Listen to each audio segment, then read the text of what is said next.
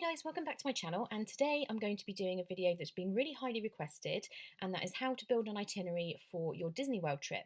And this is basically for anyone who has booked a trip. You are thinking, how do I do this? How do I decide which park to go to on which day, which ADRs to book, which FastPasses to book, and how do I put everything together? So if you're in that situation, this video is for you.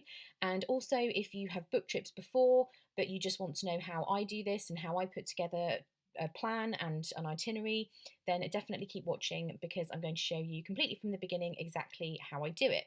So first thing you want to do is go to a site called the DIB. And the first thing you want to do is register, which is just here. And that will take you through to the terms and conditions and the process of registering. I already have an account with them, so I'm just going to go ahead and log in. So once you're all registered, you want to go to this side menu and look for Vacation Planner here and click on that one. And it will take you to this section, and you can see here that I already have my November trip itinerary, which I've started planning. So you want to go, please click New Plan. And the first thing you're going to do is give your trip a title. And I'm going to pretend that we're booking a May 2018 trip, so I just pop that in there. And we're going to go on the 6th of May 2018. And let's say 1 p.m. for our departure time, however many nights you're going for, and however many people are travelling.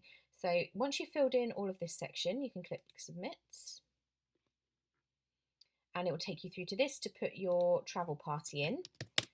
So I'm just going to put Ian and Victoria. Now there are sections for you to put people's ESTA number in, when it expires, dates of birth. If you put dates of birth in and anyone has a birthday or anything while you're away, that will come up on your itinerary. So if you want to, you can fill all of that in. I'm just going to put our names on here for now. And you can see it's got your date of trip, the duration, and how many people, and the title at the top. So if we click Update, and as we scroll down, the next section you come to is this notepad. And this is really useful for writing down maybe restaurants you've heard of that you're interested in, or certain things that you want to make sure you include in the itinerary, any kind of workings out or anything like that. You can put it in here, click Save, and this is just like a notepad for you to use as you're planning. But if we scroll down, you can see that the planner has now generated each of the days of our trip, and it's ready for us to put the information in. So it's all laid out for you. Now, the first thing I would do before I go any further is open up Undercover Tourist, which is one of my favourite sites for their crowd calendar. So it's just at the top here, and we want Orlando. Now, the DIB do also have a busy day guide. I like to have more than one to look at so I can see exactly what's going on. So if you just scroll down, you can go to the month. So we're looking at May 2018. If you're planning a trip really far ahead, it might be that the hours aren't up yet. So you can still go ahead and do a rough plan, but obviously May 2018, they do have the crowd calendar up. So the way this works, at the top here, you've got lowest crowds are in green, then you have average in yellow and high in red. So obviously, wherever possible, you're looking for the green and the yellow. Sometimes if you go in the height of summer, you might go to the month and the whole thing is red, because in the summer, in kind of spring break, Christmas, Easter, anything like that, that doesn't mean, oh my gosh, the trip is going to be completely crowded all the time. It just means that that is a busy time of year, and the crowd calendar is even more important than ever, because it tells you which parks are more suitable on which day. So if we scroll down here to one of these days, say the 8th of May, you can see that some of them have ticks and some of them have exclamation marks and some have nothing. So the tick is telling you that Magic Kingdom or Disney Hollywood Studios would be a good park to go to on that day. It's telling you to avoid Disney's Animal Kingdom with the exclamation mark, so that would be a busier park for that day. And anything that doesn't have a tick at all is just okay, so you could go for that park. I try to go always for something that has the tick to make sure I'm going on the lowest crowd day. And it's telling us overall that the crowds are a 4 out of 10, which is not too bad at all. That's a very low crowd day, so obviously this is a great day to go to Magic Kingdom. It's a 4 out of 10 and it's got the tick there. So that's how the crowd calendar works, and I keep this open so I can work on both the planner and that at the same time. So the first thing we're going to do is just put our flight information in. So Sunday the 6th of May is our travel day. And along the bottom here are all the categories of things that you can add to your plan. So flight is obviously just here. So we're going to put this in. We are departing. And for me, it will be from London Gatwick. Then you want to put your airline. I normally fly with Norwegian Air, so pop them in there. Flight number, just make that up. Put that in. And we've said 1 p.m. is our departure time. Obviously, we don't have a booking reference, but you normally would, so you can add that in there. So we're going to add that now, and you can see that it's added the line with your flight details. So what you can do then is start to build all of the things that are going to be going on that day. So the next thing that you're going to be doing after your flight is checking in, but you can also add a note or activity. And I like to do this for anything that's going to be happening that is kind of in between. So I'm just going to put Magical Express because that's our mode of transportation from the airport to our hotel. It could be that you're renting a car, so you could put pick up car, whatever you want. You can just put anything in there. And if you add it, it will just come up as a note like that. So that's how that works. So next up, you would put your accommodation in. So we'll just do that. And we're checking in to, let's put All Star Sports, for example, whichever hotel, or it could be the name of your villa or wherever you're staying. And check-in time, we don't know exactly when we're going to be checking in because it depends how long it takes us to get through the airport. But the Disney hotels generally are 3 or 4 p.m. depending whether it's a DVC or a regular hotel. So I'm just going to put 4 p.m. to remind me of the time that you can check in. And booking reference I don't have, but again, you can add that in there.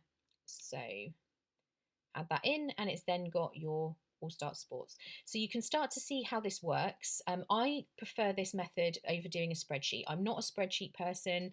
My husband is. He loves spreadsheets, but I like this because it's all done for you. It's very, very easy to use. And I just prefer anything that is already done for me and makes it very, very easy. So before we go any further, the next thing I would do is look at the crowd calendar, because if you start just putting in randomly which park you want to do on which day, you haven't looked at the crowd calendar yet, and then it could be that you have to change everything around. So the crowd calendar for me is the first thing that I look at. So let's look at our first full day, which is going to be Monday the 7th of May. We're going to go to the crowd calendar. So it's telling us on this day that the best ones to go to are Universal's Volcano Bay or Disney's Hollywood Studios. Now, for your first day, most people think, I really want to go to the Magic Kingdom. But if we look at the crowd calendar, it is telling us that everybody else has that idea because it's a Monday and it's got an exclamation mark. So you could plan to go to Magic Kingdom that day, but it's likely to be busier. That's fine if you don't mind that. I really like to avoid crowds. So for me, I would probably pick Hollywood Studios for my first day. And as you can see here on the 8th, Magic Kingdom is a good day. So you could do that the second day. So I'm going to go for Disney's Hollywood Studios for the 7th. So if we click on theme park, and then it's saying what time of day. So I'm going to put morning and afternoon rather than all day, because on the first day, once you've travelled, the previous day you might be a bit tired and want to go early. So I'll do morning and afternoon, and then Hollywood Studios. And that's a tip I've got for you just on that note. When you're planning your very first full day, try not to overdo things. It's tempting to want to just do everything, but if you overdo it on the first couple of days, you will be quite exhausted. So try and plan for an easy first couple of days. So we've done morning and afternoon, Hollywood Studios, and then add now. So what would normally happen if I was closer to this trip is underneath here, it would tell us the park hours for this park. It would tell us the hours for any fireworks shows, any parades, anything like that, which is super, super useful. And what will happen once you've created this plan, once Disney have released the park hours for your dates, the DIB update them very, very quickly straight away. And then those hours will appear in your planner next time you log in. So again, that's why I love using this. It's like an interactive planner. You don't have to be looking for things and adding them in. It's all done for you. And it's just a really great way of creating an itinerary. So next up, we're going to put some more parks in to plan out our days. So we've arrived on this day. We've done Hollywood Studios on this day. So like I was saying, we could plan to do Magic Kingdom on the 8th of May, going back to our planner, because that's a good day to do Magic Kingdom. You could plan in to have a rest on that day if you've done a park the day before, but I'm going to go ahead and put Magic Kingdom because I'm always keen to get to that park. So let's just put theme park. We'll do morning and afternoon again because we don't want to go too crazy and do all day. And then Magic Kingdom. And then add now.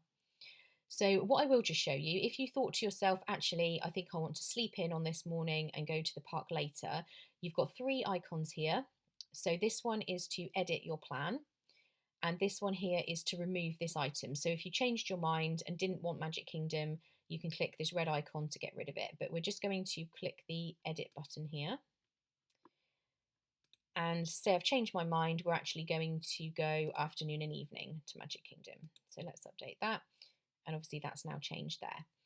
So we've got our Magic Kingdom in there. I think this day, we're definitely going to leave this blank because we've just done 2 parks the previous 2 days.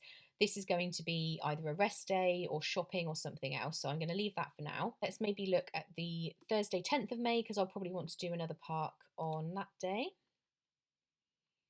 So this day is telling us Epcot, Animal Kingdom or Volcano Bay.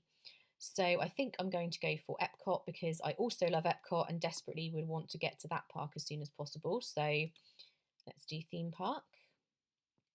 We'll do morning and afternoon again. Epcot, add now. So this is what I would do, go through the whole plan, think how many rest days might I want, how many park days do I want, and then I put in the appropriate park for each day. Now that's not set in stone. I don't keep it like that necessarily. I change things around a lot between doing this initial stage and the final plan, but this just means that I'm definitely going to parks that are good for that day and the low crowds, and that I know it's not going to be as busy, and I've picked the correct park for that day basically. So if you're looking for advice on how many park days you should plan in, it really depends. If you're doing all of the Disney parks, all of the Universal parks, and other parks in Orlando, then you are going to have to obviously plan quite a lot of park days to be able to do all of those. If you're just doing Disney, I would probably do, 2 park days, then a rest day, then 2 more park days, then another rest day. It entirely depends on your family, how much you like to do. Some people do parks every single day. Some people like a lot more rest time. So it really does depend on you. So you can kind of decide that as you go along. So I'm going to go ahead and put some parks into the rest of this, and then I'll come back because it will take a while to put those in and I don't want this video to be too long. So I've now gone ahead and added in all of the parks. You can see that I've added more at the end of the trip. I tend to do more at the end than I do at the beginning, just to ease myself in, and you kind of get used to the walking, and then by the end of the trip, your legs are kind of used to walking around the parks and you can do a little bit more. So towards the end here, I've got certain days where perhaps I'm doing 1 park in the morning and 1 in the afternoon. And then down at the bottom, you're obviously getting towards the end of the trip. And I just wanted to show you, so Sunday the 20th of May is going to be the day that we're going home. So if you want to add in an activity, this is anything else that is not a park. So if you click on activity, we'll leave it at morning and afternoon, click the drop down, and you can see how many different things you've got in here. So you've got golf, airboat ride, going to the boardwalk, Cirque du Soleil show, City Walk at Universal. You've got cruises in there, day at the beach. Disney Quest obviously is now gone, but we've also got Disney Springs, Kennedy Space Center, anything you can pretty much think of that is one of the attractions in Orlando that is not one of the main theme parks, you can find under here. Wishes Cruise. So what we're going to do is add Disney Springs. I always do Disney Springs on my last day. I find that a really good thing to do. You can pick up any last minute shopping and souvenirs. You can have a nice lunch.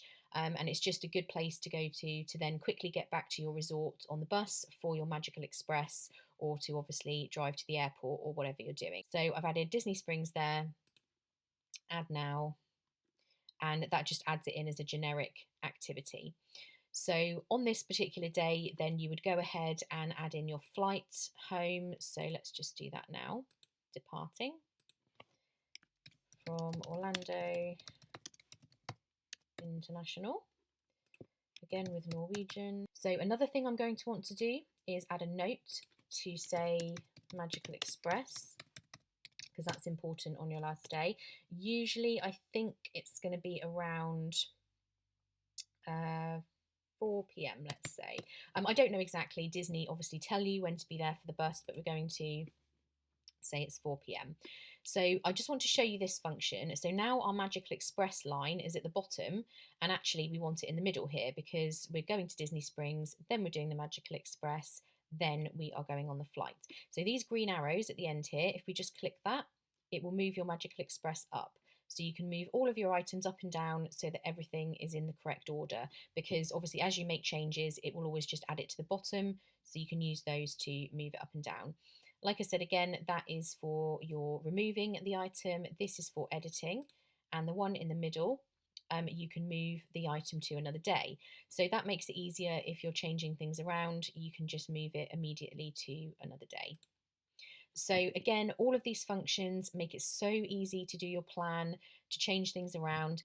Once you've got all of your theme parks in, that's a very, very basic idea of which park that you might be in on which day. But you do need to do that in order to make your FastPasses much later in the process. But like I said, don't worry about having it exact, but at least you know that you've got the correct parks on the correct days that are going to be the least crowded. Next up, I would start to think about places that I want to eat or make dining reservations. This is where you can use your notepad to just make a list of places that you're interested in. So I'm just going to write down a few. Trails End is a must-do for me every trip. So is Ohana. I absolutely love to do that. Then maybe Be Our Guest. And I'm just going to put breakfast to remind me what meal I want to do there. Then also maybe I want to go to Via Napoli, just thinking of all my favourites here. So you get the idea. You can start to write those down and then slot them in to the days. So let's just go for Be Our Guest, which is one we're interested in. So we know that we're going to Magic Kingdom on certain days. This day we're doing the afternoon and evening. So let's find a day where we're doing the morning. So let's decide that we're going to Be Our Guest on this day. So we're going to click on meal. And the first thing it asks you in the drop down is what meal. So breakfast, lunch or dinner. And they also have character lunch, afternoon tea, dinner show. So they've got all the options, but we're going to go for breakfast. And then Be Our Guest in there. We'll just put Fantasyland to remind us where it is in the Magic Kingdom. And we're going to go for 9 a.m. Now, what I normally do, obviously add now. So I've put that in there and I've put 9 a.m. You don't know exactly what time you're going to be able to get until you make your ADRs, but that's fine. This is just the time that I'm hoping to get so that when I come to book them, I can obviously make sure I'm booking at the time that I want. So next up, we're just going to put a few FastPasses in here. And basically, these are the ones that we want to do. Again, when it comes to booking, it might be that you can't get something or you can't get the right time. But I put these in just to remind me which rides I do want to book for that day. So if we go ahead and click FastPass, so it's going to say what attraction. And in the drop down, you've basically got every park and every single one of the attractions that do FastPass. So that's really good. So if we go down to Magic Kingdom, so which FastPasses do I want for my day in Magic Kingdom? Let's go for some of these ones that are very popular. So Peter Pan's Flight, I definitely want one for that. And we're going to this park in the morning and the afternoon. We've already said that we're having breakfast at 9, so we want to make sure that we'll be done with our breakfast before we're booking a FastPass. So let's go for 11 a.m.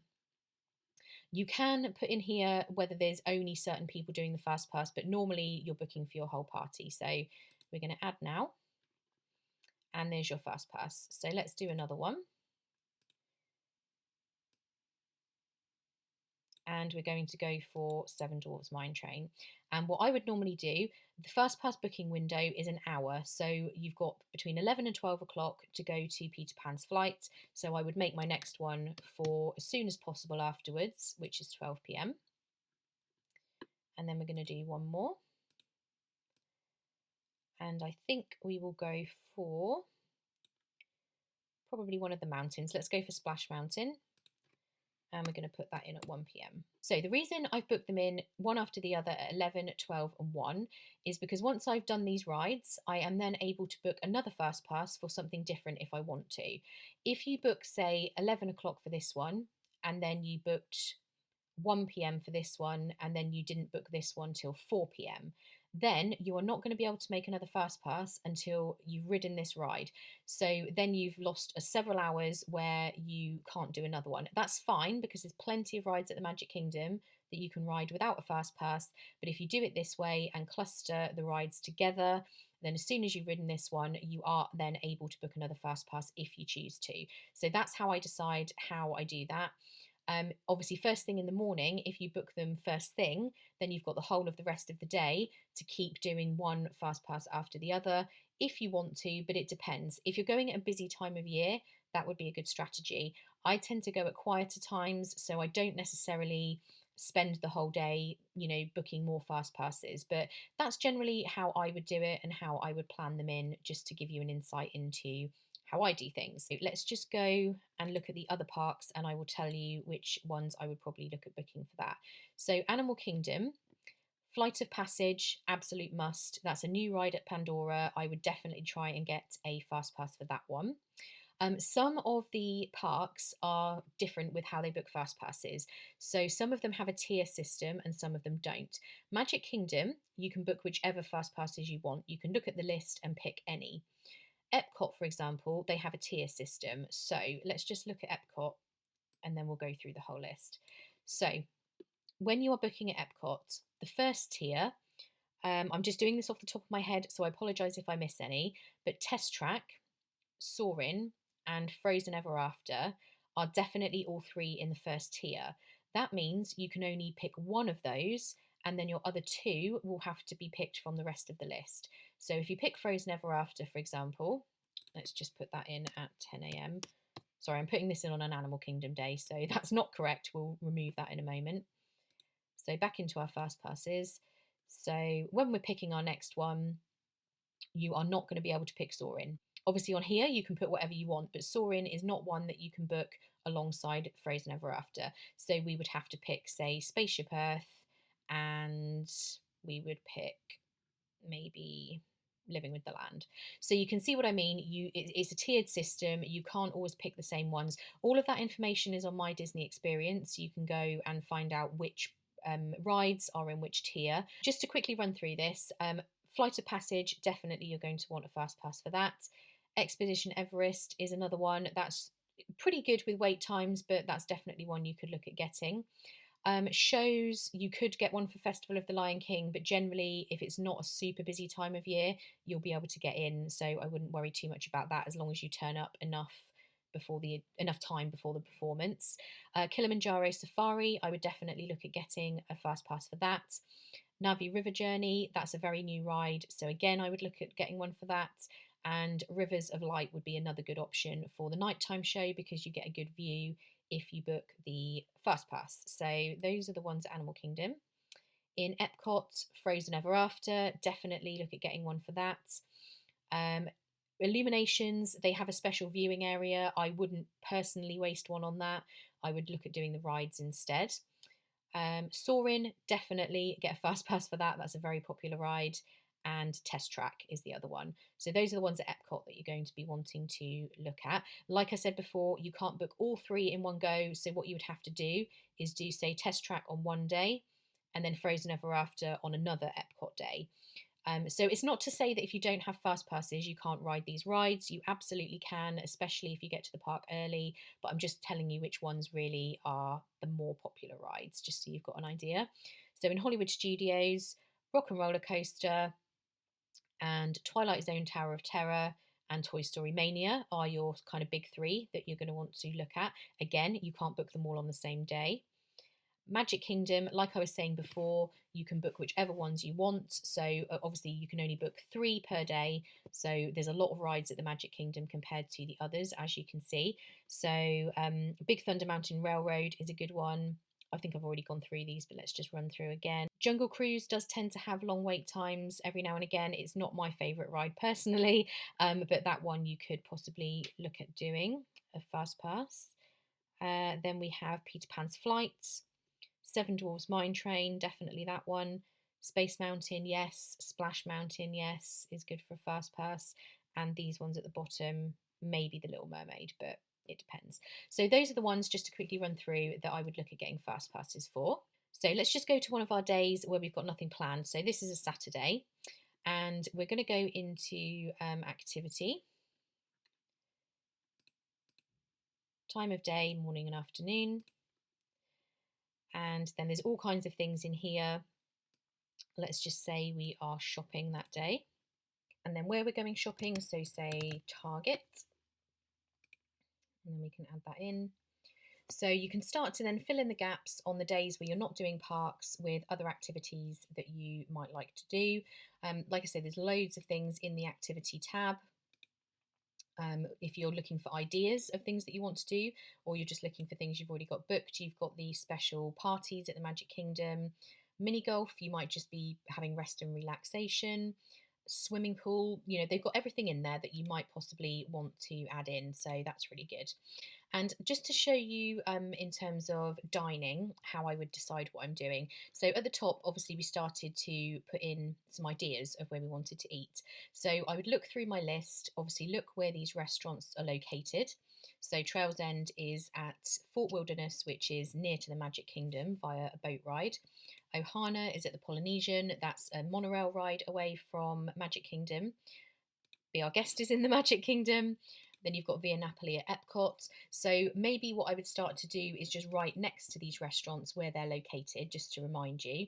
Then you can start to slot them in to your plans. So for example, here we've got Epcot, but we're only doing the morning and the afternoon. I'm just going to scroll down and see, yeah, here we go. So we've got an afternoon and evening at Epcot. So this would be a great day to do Via Napoli. So let's just add that in. Obviously, all of this can be changed. I'm just going to put a time of, say, 7 p.m. You obviously know what time your family likes to eat, so we're just going to put that in there. So you're starting to build this plan. It's by no means set in stone, but you know that everything you're putting in is on the correct day, when it's not going to be busy. You're eating at a restaurant which is right there in the park that you have already planned. So, for example, you wouldn't want to put Trails End on this day, because then you're going to have to rush away from Epcot to go and have dinner somewhere else. That's obviously not good at all. So you can start to really get an idea. And if you want to know more information on where restaurants are located, what the restaurants are like, I've got videos on restaurants that I like and that I've got coming up. So I will link all of those in the description box below. And I will put up cards in the top corner of the screen for suggested videos for you, and also do that at the end of the video. Other good places to look is the Disney Food blog. They have so many reviews on different things, and they have lots of videos. I will link their channel below. You also have allears.net. They have all of the menus for every Disney restaurant. And also here on the Dib, there is a tab down at the side here, I think somewhere, Walt Disney World menus. That will also tell you what the menus are. Usually they're pretty up to date. I know All Ears is very good as well for being up to date. So those are some resources for you to decide which kind of restaurants you want. But like I said, I've got lots of restaurant overviews. If you want to have a look at these restaurants, check out the description box below, and there will be lots of links there to other videos. And I will just show you the FastPass planner that they have. So over at the side here, on the right hand side, you've got FastPass Plus Planner. So just click on that one. And this is going to calculate exactly when you can make your first passes. So if we go and find our dates, so it was the 6th of May is our fictitious trip, and it was a 2-week trip. And there's a button here for you to click, I'm staying on site in a Disney World hotel. So if you're staying at a Disney hotel, click that one, because that makes a difference to the window. So down here, it's now telling us exactly when you can book. And you'll notice, so Sunday the 6th of May is our first day. It's telling us we can book our first passes on the 7th of March 2018. And the date of the 7th of March runs all the way down through. Because if you're staying at a Disney hotel, when the window opens up, it opens up for the entire trip. So that makes a difference. If you are not staying at a Disney hotel, we'll uncheck that. It then changes so that each day is one day later. So this day you can book on the 9th of April. The 10th of May, you can book on the 10th of April. 11th of May, 11th of April. So you have to book your fast passes one day at a time. So that's what makes the difference. And this is a 30-day window rather than a 60-day window. So that's just at the side here, Fast Pass Planner. If you want to go into there just to make sure you know exactly when you can book things, that's a really good tool as well. And like I was saying before, it does tell you here when you can make your advanced dining reservations. These plans can be as detailed as you want or as basic as you want. But the one thing that I would do, even if you're someone who doesn't like to plan everything meticulously, is just putting in the parks on the certain days using the crowd calendar. If you don't do anything else, I would do that because you want to make sure that you are not going to the busiest parks on the busiest days. This way, you know ahead of time that you've planned ahead, done the best you can to make sure that you're going to be avoiding any big crowds. Even if you don't book fast passes, I highly recommend you do. It's something that everybody can do. Anyone who has purchased Disney World park tickets, it doesn't matter whether you're staying at Disney, in a villa, in an off-site hotel, everybody can book the fast passes in the parks, and it just means that you've definitely got 3 rides that you're not going to have to stand in a long line. So I really hope this video was helpful. I know this was a slightly different type of video to the ones I normally do, but it's something that I have been asked over and over again is if you're a beginner, you've never booked a Disney trip before, you're starting from scratch, you don't know anything about what you're doing or how to build an itinerary, this is exactly how I do it. This is not something that I've shown you just for beginners. I've been on, I think I'm about to go on my 14th Disney trip, and this is always, always how I do my itinerary. I love the fact that this is interactive and it puts all of the park hours in once they're up. Like I was saying before, I just think this is a really great way of doing things. So I hope this was helpful for you guys. If it was, please give this video a thumbs up, and I will link everything below in terms of the videos that I think will be helpful for your planning your restaurants, anything like that. And if you haven't already, you can subscribe to make sure you don't miss any of my planning videos. I vlog all of my trips. There's lots to look around at on my channel. So go and take a look at the playlists because there's definitely something there for everybody, whether you're just in the beginning stages of planning or a bit later on in your planning process. And I will see you guys in the next video. I hope you're all having a great day and thank you for watching. Bye guys.